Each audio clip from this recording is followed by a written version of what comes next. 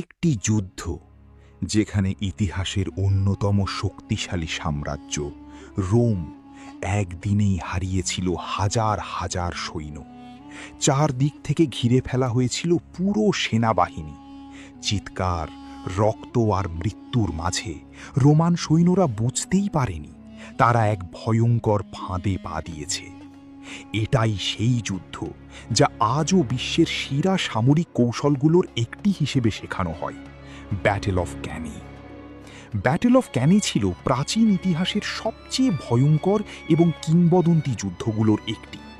এই যুদ্ধ সংঘটিত হয়েছিল খ্রিস্টপূর্ব ২১৬ সালে দ্বিতীয় পিউনিক ওয়ারের সময়। একদিকে ছিল শক্তিশালী রোমান সাম্রাজ্য আর অন্যদিকে ছিল কার্থেজের কিংবদন্তি সেনাপতি হ্যানিবাল বার্কা। ইতিহাসবিদদের মতে এই যুদ্ধে মাত্র একদিনেই প্রায় ৫০,০০০ থেকে ৭০,০০০ রোমান সৈন্য নিহত হয়েছিল। তাই একে ইতিহাসের সবচেয়ে রক্তক্ষয়ী একদিনের যুদ্ধগুলোর একটি বলা হয়। এই যুদ্ধের মূল কারণ ছিল রোম ও কার্থেজের মধ্যকার ক্ষমতার লড়াই। ভূমধ্য সাগরের নিয়ন্ত্রণ নিয়ে দুই শক্তির মধ্যে দীর্ঘদিন ধরে সংঘর্ষ চলছিল।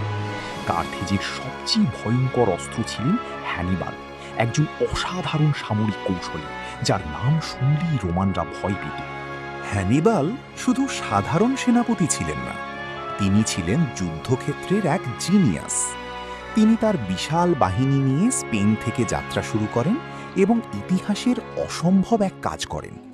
বরফ ঢাকা আল্পস পর্বত অতিক্রম করে ইতালিতে প্রবেশ করেন।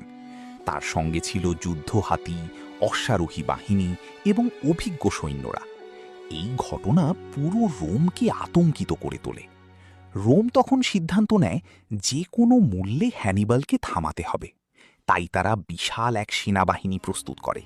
প্রায় ৮০,০০০ রোমান সৈন্য ব্যাটেল অফ কনেইতে অংশ নেয়।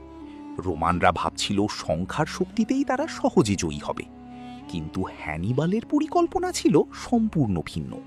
তিনি তার সৈন্যদের এমনভাবে সাজান যেন মাঝখানের অংশ দুর্বল মনে হয়। যুদ্ধ শুরু হলে রোমান বাহিনী দ্রুত সামনে এগিয়ে আসে এবং কার্থেজের মাঝখানের সৈন্যদের পিছনে ঠেলে দিতে থাকে। রোমানরা বুঝতেই পারেনি এটাই ছিল হ্যানিবালের ফাঁদ। ধীরে ধীরে হ্যানিবালের বাহিনীর দুই পাশ থেকে অশ্বারোহী ও অভিজ্ঞ সৈন্যরা রোমানদের ঘিরে ফেলে। মুহূর্তের মধ্যে রোমান সেনারা চারদিক থেকে আটকা পড়ে যায়। ইতিহাসে এই কৌশল ডাবল ইনভেলপমেন্ট নামে পরিচিত, যা আজও বিশ্বের সামরিক একাডেমিগুলোতে শেখানো হয়। এরপর শুরু হয় ভয়ঙ্কর হত্যাযজ্ঞ। রোমান সৈন্যরা এত ঘন হয়ে আটকে গিয়েছিল যে তারা ঠিকভাবে অস্ত্রও চালাতে পারছিল না। চারদিক থেকে কার্থেজীয় সৈন্যরা আক্রমণ করতে থাকে। যুদ্ধক্ষেত্র রক্তে ভেসে যায়। হাজার হাজার সৈন্য চাপা পড়ে, কাটা পড়ে অথবা পালানোর চেষ্টা করতে গিয়ে নিহত হয়। সূর্যের তাপে, ধুলা আর রক্তের গন্ধে পুরো যুদ্ধক্ষেত্র নরকে পরিণত হয়েছিল।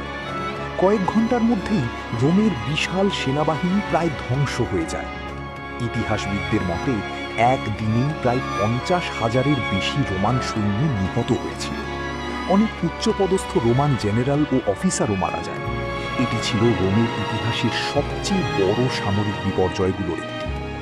কিন্তু আশ্চর্যের বিষয় হলো, এত বড় বিজয়ের পরও হ্যানিবাল সরাসরি রোম শহর আক্রমণ করেন।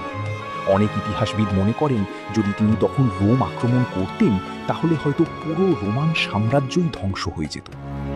তবুও ব্যাটল অফ ক্যানি ইতিহাসে অমর হয়ে আছে। কিন্তু শুধু একটি যুদ্ধ ছিল, এটি ছিল কৌশল, ধৈর্য এবং যুদ্ধবুদ্ধির এক অবিশ্বাস্য উদাহরণ। আজও বিশ্বের সামরিক নেতারা হ্যানিবালের সেই যুদ্ধ কৌশল অধ্যয়ন করে।